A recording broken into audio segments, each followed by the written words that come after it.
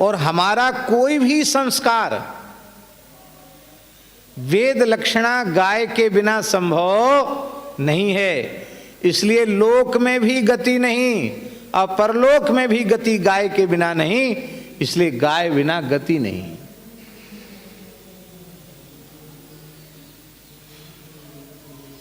पवित्र आहार गाय हमें प्रदान करती है। दूसरे की बात जाने दीजिए।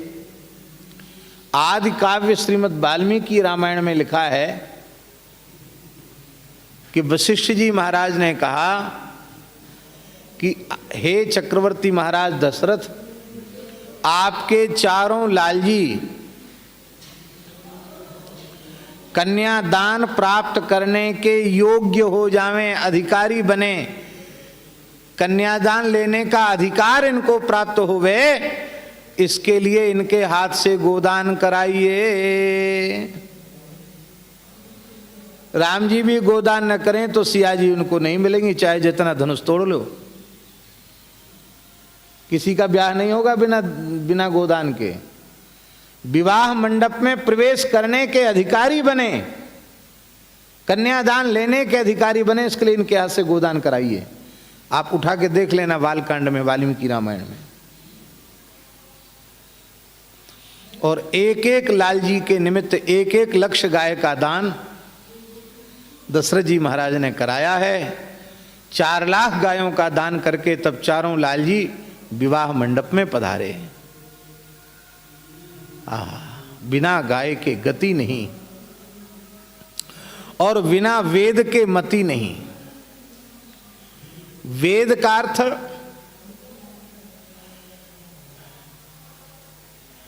नित्य सिद्ध अनादि अपौरुषेय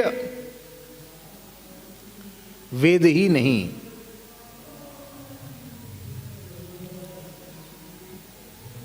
इधर आ जाओ, इधर जगह है, कोई भी ठंडे में ना बैठे, इधर गद्दे पे आ जाओ।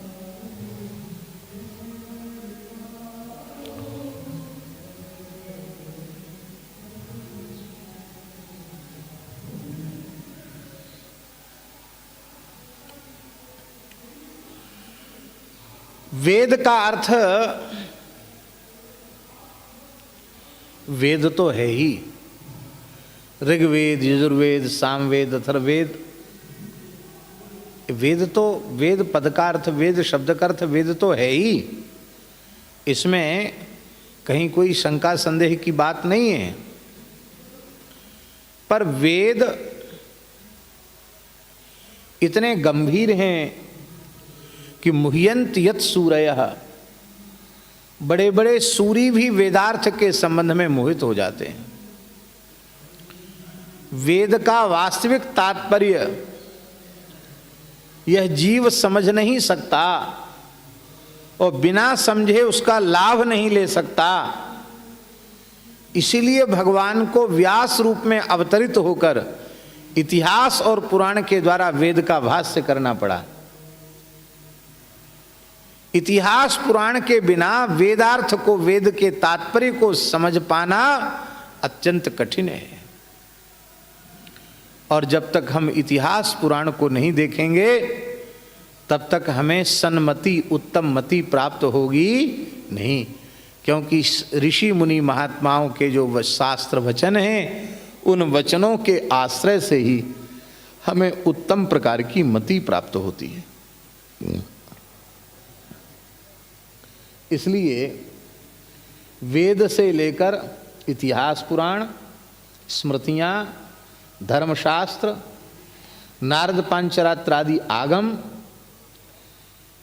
फिर भक्ति काल में प्रकट तत्त देशीय, तत्त क्षेत्रीय भाषाओं में वेदादि शास्त्रों के तात्पर्य को जिन महात्माओं ने कहा, उन महात्माओं की वाणियां श्री हनुमान चालीसा तक सबका सब वेद ही है। ये विनय पत्रिका की कथा जो हो रही, ये भी वेद है, क्योंकि वेदों का ही तात्पर्य इसमें तुलसीदास जी महाराज ने प्रकट किया है। इन सबका मूल वेद ही है।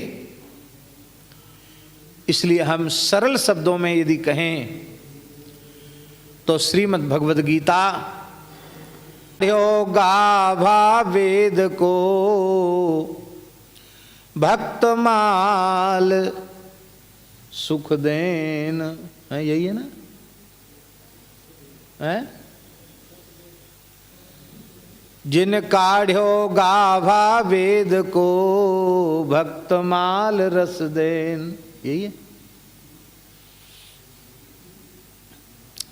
वेद को गाभा, गाभा माने वेद के गर्भ में जो बात छिपी हुई थी उसको नाभाजी ने प्रकट किया। वेद का गाभा क्या है? वेदांत वेद्य तत्व भगवत तत्व श्री रामकृष्ण नारायण है। और रामकृष्ण नारायण भी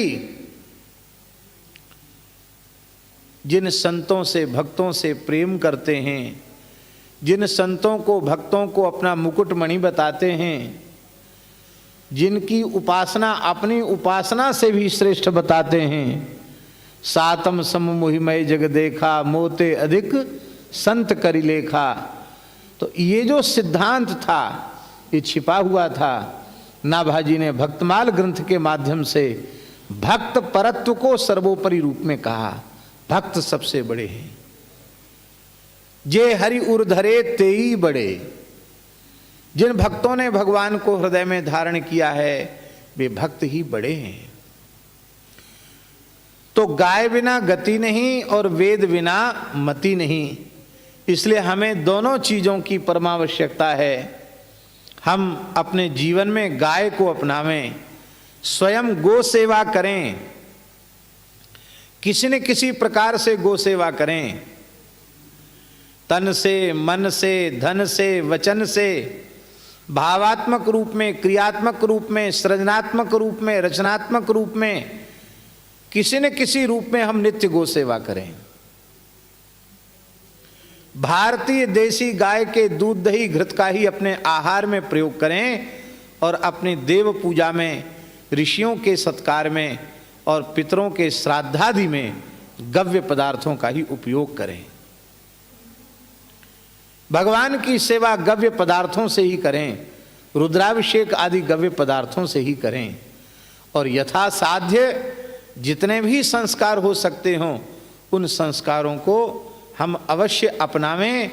और अपने जीवन में वैसे तो 16 संस्कार में कम से कम 16 गाय तो प्रत्येक व्यक्ति को देनी ही चाहिए। 16 गाय तो पक्की हैं, रजिस्टर्ड हैं। 16 संस्कार कम से कम है। 16 संस्कार के नाम पर 16 गोदान तो होना ही चाहिए।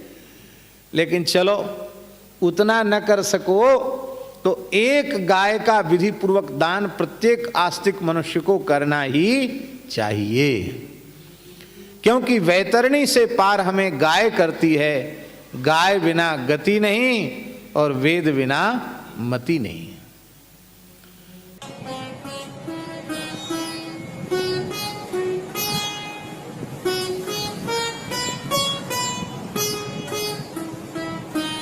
श्री सीताराम प्रतिदिन सत्संग एवं दर्शन के लिए श्री महाराज जी के ऑफिशियल चैनल को जरूर सब्सक्राइब करें।